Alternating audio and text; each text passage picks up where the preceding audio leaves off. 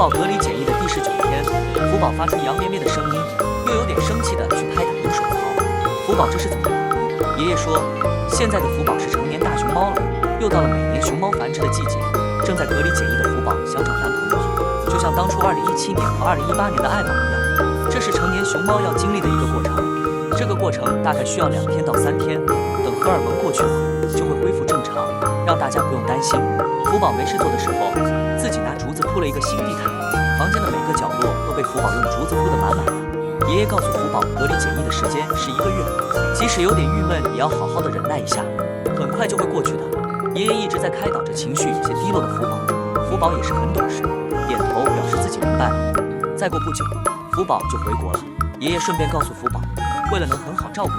你，爷爷现在换了一部有翻译功能的手机，这样和照顾你的奶爸奶妈沟通比较方便，也能更好的照顾你，让福宝放心。